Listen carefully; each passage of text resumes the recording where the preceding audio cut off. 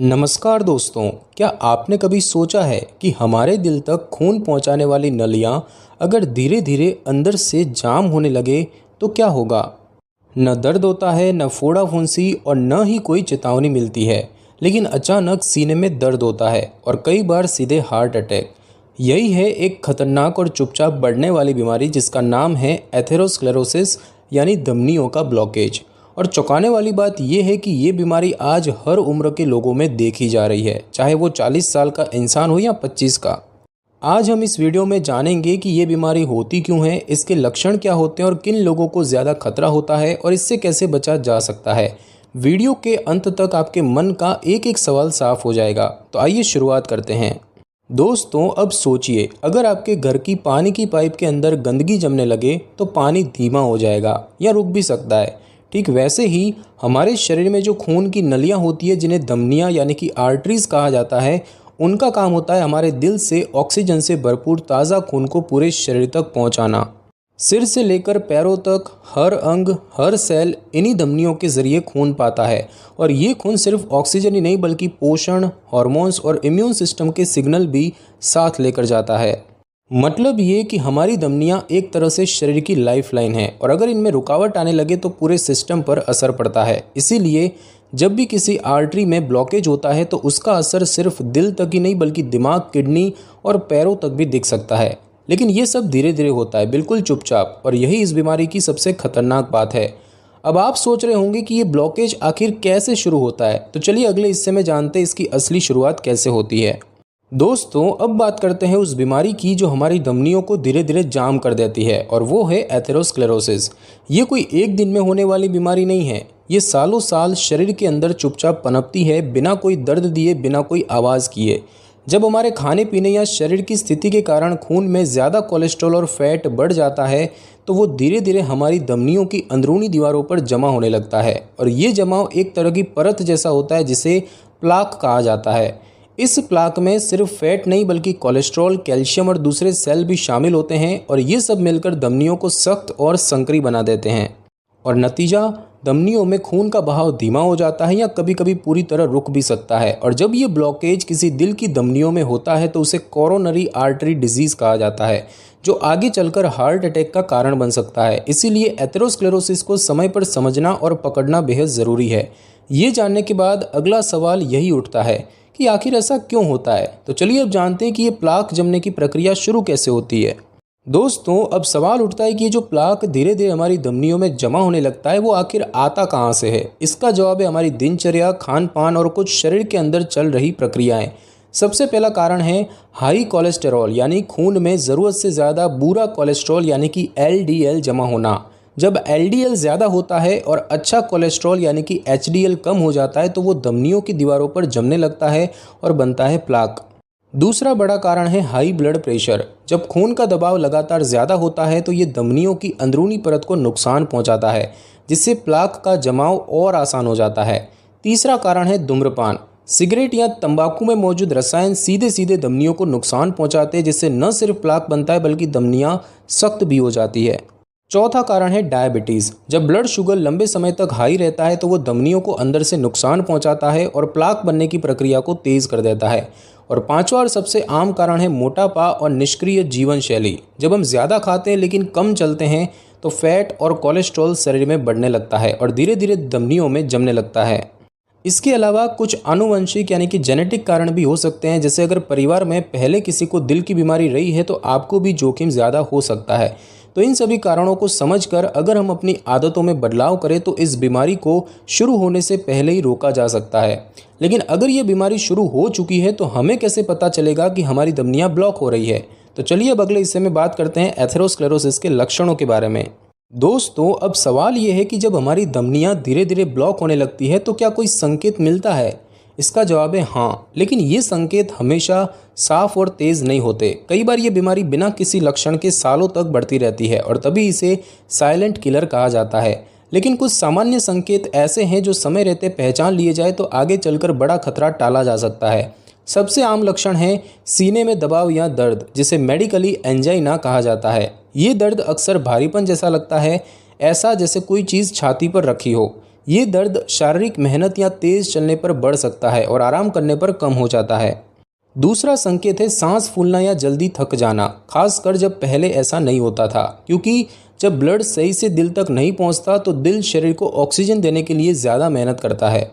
तीसरा लक्षण हो सकता है हाथों या पैरों में झंझनाहट या सुन्नता, खासकर अगर ब्लॉकेज शरीर के दूसरे हिस्सों की आर्टरी में हो। और अगर ये ब्लॉकेज ब्रेन की धमनियों में है तो कभी कभी अचानक कमजोरी, बोलने में दिक्कत या चेहरे का एक हिस्सा लुढ़कना जैसे स्ट्रोक के लक्षण भी आ सकते हैं। लेकिन ध्यान दें कि ये सारे लक्षण हर किसी को एक जैसे नहीं होते और कई बार तो कोई लक्षण होता ही नहीं, बस अचानक अटैक हो जाता है। इसीलिए अगर आपकी उम्र बढ़ रही है या आप हाई रिस्क कैटेगरी में आते हैं तो लक्षण हो या ना हो, रूटीन चेकअप जरूरी है। दोस्तों, अब तक हमने जाना कि एथेरोस्क्लेरोसिस कैसे बनती है और इसके लक्षण क्या होते हैं, लेकिन अब जानना जरूरी है कि कौन लोग इस बीमारी के लिए ज़्यादा जोखिम में होते हैं, यानी किन लोगों को ये बीमारी जल्दी या ज़्यादा असर कर सकती है। तो पहला बड़ा रिस्क फैक्टर है उम्र। जैसे जैसे हमारी उम्र बढ़ती है, धमनियों की दीवारें थोड़ी सख्त होने लगती है और प्लाक जमने की संभावना भी बढ़ जाती है। दूसरा है लिंग यानी कि जेंडर। पुरुषों में ये बीमारी आमतौर पर पहले शुरू होती है, जबकि महिलाओं में ये रिस्क मेनोपॉज के बाद बढ़ता है, क्योंकि उस वक्त शरीर में प्रोटेक्टिव हार्मोन एस्ट्रोजन कम हो जाता है। तीसरा है परिवार में बीमारी का इतिहास यानी कि फैमिली हिस्ट्री। अगर आपके माता पिता या नज़दीकी रिश्तेदार को कम उम्र में दिल की बीमारी हुई है तो आपको भी ये खतरा हो सकता है, भले ही आप फिट दिखें। चौथा है डायबिटीज़। लंबे समय तक अनकंट्रोल शुगर लेवल धमनियों को अंदर से नुकसान पहुंचाता है और एथेरोस्क्लेरोसिस को तेजी से बढ़ाता है। और पांचवा है हाई ब्लड प्रेशर और हाई कोलेस्ट्रॉल। ये दोनों ही सीधे धमनियों की सेहत को खराब करते हैं और प्लाक बनने में भूमिका निभाते हैं। और दोस्तों, छठा और बहुत आम कारण है धूम्रपान। सिगरेट पीने से धमनियों में सूजन, संकुचन और इंजरी होती है और ये एथेरोस्क्लेरोसिस को काफ़ी तेज कर सकता है। और सातवां, जो अक्सर नज़रअंदाज होता है, वो है स्ट्रेस और ख़राब जीवन शैली। नींद की कमी, अत्यधिक तनाव और घंटों बैठे रहने वाली दिनचर्या भी इस खतरे को बढ़ा सकती है। तो अगर आप इन रिस्क फैक्टर्स में से किसी में आते हैं तो अलर्ट रहिए, लाइफस्टाइल में बदलाव कीजिए और समय समय पर हेल्थ चेकअप करवाइए। क्योंकि ध्यान रखिए, खतरा तब नहीं बढ़ता जब बीमारी होती है, खतरा तब बढ़ता है जब हम ये मान लेते हैं कि हमें कुछ नहीं होगा। अब आगे जानते हैं कि अगर हम इस बीमारी से सच में बचना चाहते हैं तो पता कैसे चले कि हमारी धमनियों में ब्लॉकेज हो रहा है, यानी अब बात होगी डायग्नोसिस की। तो दोस्तों, अब तक हमने समझा कि एथेरोस्क्लेरोसिस क्या है, कैसे बनती है और किन लोगों को ज़्यादा खतरा होता है। लेकिन अब सवाल है कि अगर ये बीमारी धीरे धीरे और चुपचाप बढ़ती है तो इसका पता कैसे लगाया जाए। इसका जवाब है जांच यानी कि डायग्नोसिस। डॉक्टर कई तरीकों से ये पता लगाते हैं कि आपके शरीर में धमनियाँ ब्लॉक हो रही है या नहीं। सबसे पहले बात करते हैं लिपिड प्रोफाइल टेस्ट की। ये खून की एक साधारण जांच है जिससे आपके शरीर में अच्छा यानी कि एचडीएल और बुरा यानी कि एलडीएल कोलेस्ट्रॉल, ट्राइग्लिसराइड्स और टोटल कोलेस्ट्रॉल का पता चलता है। अगर एलडीएल ज़्यादा है और एचडीएल कम है तो ब्लॉकेज का खतरा बढ़ सकता है। दूसरा है ईसीजी यानी कि इलेक्ट्रोकार्डियोग्राम। इससे दिल की धड़कन और एक्टिविटी को चेक किया जाता है और अगर दिल को सही से खून नहीं मिल रहा तो ईसीजी में उसके संकेत मिल सकते हैं। तीसरी जांच है स्ट्रेस टेस्ट या टीएमटी यानी कि ट्रेडमिल टेस्ट। इसमें मरीज को चलाया जाता है और देखा जाता है कि एक्सरसाइज करते वक्त दिल पर क्या असर पड़ता है। इससे अर्ली ब्लॉकेज के संकेत मिल सकते हैं। और दोस्तों, चौथी और सबसे खास जांच है कोरोनरी एंजियोग्राफी। इसमें एक डाई आपके खून में डाली जाती है और फिर एक्सरे की मदद से देखा जाता है कि कौन सी धमनियां कितनी ब्लॉक है। इसे गोल्ड स्टैंडर्ड टेस्ट माना जाता है, यानी कि सबसे पक्की जानकारी देने वाला टेस्ट। और कुछ मामलों में सीटी एंजियोग्राफी या कैरोटिड डॉपलर जैसी आधुनिक जांचें भी की जाती है, खासकर जब दिमाग या बाकी अंगों की धमनियों में ब्लॉकेज का शक होता है। अब जरूरी बात, ये सभी जांचें सभी को नहीं करवाई जाती। डॉक्टर आपकी उम्र, लक्षण और रिस्क फैक्टर देखकर तय करते हैं कि कौन सी जांच जरूरी है। इसीलिए खुद से टेस्ट करवाने की जगह एक अच्छे डॉक्टर की सलाह लेना सबसे ज़रूरी कदम होता है। और अब जब पहचान हो जाती है तो अगला कदम होता है इलाज। तो चलिए अब जानते हैं एथेरोस्क्लेरोसिस का इलाज कैसे किया जाता है। तो दोस्तों, अब बात करते हैं एथेरोस्क्लेरोसिस के इलाज की, यानी जब धमनियों में ब्लॉकेज बन चुका हो तो उसे कंट्रोल करने या हटाने के लिए क्या किया जा सकता है। सबसे पहले जान लीजिए, हर ब्लॉकेज का इलाज एक जैसा नहीं होता। इलाज इस बात पर निर्भर करता है कि ब्लॉकेज कितना है, किस जगह पर है और लक्षण कितने गंभीर हैं। सबसे पहला और ज़रूरी इलाज है लाइफस्टाइल मॉडिफिकेशन, यानी जीवन शैली में बदलाव करना। अगर ब्लॉकेज बहुत शुरुआती स्टेज पर है तो सिर्फ खान पान सुधारना, एक्सरसाइज करना, धूम्रपान छोड़ना और वज़न कंट्रोल में रखना, इनसे ही बीमारी को रोका या धीरे किया जा सकता है। दूसरा स्तर है दवाइयाँ यानी मेडिकेशंस। डॉक्टर कुछ खास दवाइयाँ देते हैं, जैसे कोलेस्ट्रॉल घटाने के लिए स्टेटिन्स, ब्लड प्रेशर कंट्रोल करने के लिए एंटी हाइपरटेंसिव्स और खून को पतला करने के लिए एंटी प्लेटलेट ड्रग्स जैसे कि एस्पिरिन। ये दवाएं प्लाक को हटाती नहीं है, लेकिन प्लाक को बड़ा होने से रोकती है और इस बीमारी को स्टेबल बनाए रखती है।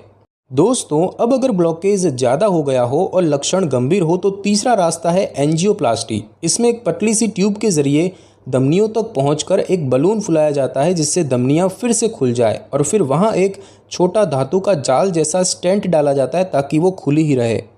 और अगर ब्लॉकेज बहुत ज़्यादा हो या एक से ज़्यादा धमनियों में हो तो डॉक्टर बाईपास सर्जरी की सलाह दे सकते हैं। इसमें शरीर की किसी और रक्त नली का इस्तेमाल करके नया रास्ता बनाया जाता है, जिससे ब्लड फ्लो दोबारा बिना रुकावट के चल सके। लेकिन दोस्तों, ध्यान रहे कि चाहे दवा हो या एंजियोप्लास्टी हो या सर्जरी, इसके साथ साथ लाइफस्टाइल में बदलाव करना हमेशा ज़रूरी होता है, क्योंकि अगर वही पुरानी आदतें रही तो नई दवाई या सर्जरी भी ज़्यादा दिन तक असर नहीं कर पाएगी। अब दोस्तों, अगला और सबसे ज़रूरी सवाल है कि अगर आप इस बीमारी से बचना चाहते हैं तो क्या क्या कदम पहले से ही उठाए जा सकते हैं। तो चलिए अब अगले भाग में बात करते हैं बचाव यानी कि प्रिवेंशन की। दोस्तों, अब बात करते हैं उस हिस्से की जो शायद इस पूरी वीडियो का सबसे अहम और फ़ायदेमंद भाग है। वो है बचाव यानी कि प्रिवेंशन। क्योंकि बीमारी का इलाज करना अच्छा है, लेकिन बीमारी को शुरू ही न होने देना सबसे बेहतर है। और एथेरोस्क्लेरोसिस जैसी बीमारी से बचना संभव है अगर कुछ साधारण लेकिन असरदार आदतें अपनाई जाए। पहला कदम है स्वस्थ और संतुलित खानपान। ऐसे खाने से बचें जिसमें ज़्यादा तेल, घी, ट्रांस फैट या प्रोसेस्ड शुगर हो, और अपने खाने में शामिल करें हरी सब्जियां, फल, whole grain, omega 3 fatty acid और फाइबर से भरपूर चीज़ें। दूसरा जरूरी कदम है नियमित व्यायाम करना। रोज़ाना कम से कम 30 मिनट की वॉक, योग या हल्का कार्डियो सिर्फ वजन ही नहीं घटाता बल्कि धमनियों को भी लचीला और हेल्दी बनाए रखता है। तीसरा कदम है धूम्रपान छोड़ना। सिगरेट या तंबाकू एथेरोस्क्लेरोसिस को तेज करने वाले सबसे खतरनाक कारणों में से एक है। इसे जितना जल्दी छोड़ा जाए उतना अच्छा है और इसका फ़ायदा दिल से लेकर फेफड़ों तक हर जगह दिखता है। दोस्तों, चौथा कदम है तनाव को कंट्रोल करना। लगातार स्ट्रेस हार्मोनल असंतुलन और ब्लड प्रेशर बढ़ा सकता है, जो दिल और धमनियों के लिए नुकसानदायक होता है। मेडिटेशन, अच्छा नींद लेना और अपने शौक पूरे करना, ये सब मदद कर सकते हैं। और दोस्तों, पांचवा कदम है नियमित हेल्थ चेकअप। खास तौर पर अगर आपकी उम्र 35 से ऊपर है या फैमिली हिस्ट्री है तो साल में एक बार लिपिड प्रोफाइल, ब्लड प्रेशर और ब्लड शुगर की जांच जरूर कराएं। ये सब छोटे कदम हैं, लेकिन यही कदम लंबे समय में आपकी धमनियों को साफ और स्वस्थ रख सकते हैं। याद रखिए, एथेरोस्क्लेरोसिस कोई अचानक होने वाली बीमारी नहीं है। ये सालों तक चुपचाप बनती है और आप चाहे तो इसकी शुरुआत को यहीं रोक सकते हैं। प्रिवेंशन सिर्फ शरीर की सुरक्षा नहीं बल्कि समय, पैसा और ज़िंदगी तीनों की बचत है। और अब चलते हैं इस वीडियो के आखिरी हिस्से की ओर, जहां हम इस पूरी जानकारी को एक छोटी सी लेकिन मजबूत बात में समेटेंगे। तो दोस्तों, आज आपने जाना कि एथेरोस्क्लेरोसिस क्या होती है, ये बीमारी कैसे चुपचाप हमारी धमनियों में घर बनाती है, इसके लक्षण, कारण, जांच, इलाज और सबसे अहम, इससे बचाव कैसे किया जा सकता है। एक बात साफ है, ये कोई अचानक होने वाली बीमारी नहीं है। ये धीरे धीरे बनने वाला खतरा है, जिसे वक्त रहते समझ लिया जाए तो उससे बचा भी जा सकता है और संभाला भी जा सकता है। दोस्तों, अगर आप थकान को सिर्फ कमज़ोरी समझकर टालते रहेंगे या छाती के दबाव को गैस समझकर नज़रअंदाज करते रहेंगे तो कहीं ना कहीं शरीर हमें चेतावनी देता रह जाएगा और हम चूकते रहेंगे। लेकिन अगर आप आज से ही छोटा सा फैसला लें कि आप अपने खाने, चलने, सोने, सोचने की आदतों में थोड़ा थोड़ा सुधार लाएंगे तो शायद कल आपको किसी सर्जरी या दवा की ज़रूरत ही ना पड़े। ये बीमारी रोकना मुश्किल नहीं है, बस हमें समझदारी से एक एक कदम उठाना है। तो दोस्तों, अब ये जानकारी अगर आपको थोड़ी सी भी काम की लगी हो तो इसे अपने परिवार और दोस्तों तक जरूर पहुंचाएं, क्योंकि हो सकता है किसी एक शेयर से किसी की ज़िंदगी की दिशा बदल जाए। और हाँ, अगर आप चाहते हैं कि हम ऐसे ही और वीडियोस बनाते रहें तो हमारे चैनल मेडल सपोर्ट को सब्सक्राइब जरूर करें। नीचे कमेंट में बताइए कि क्या आपने कभी अपने दिल की धमनियों की जाँच करवाई है या आप इसे अब करवाने का सोच रहे हैं। धन्यवाद।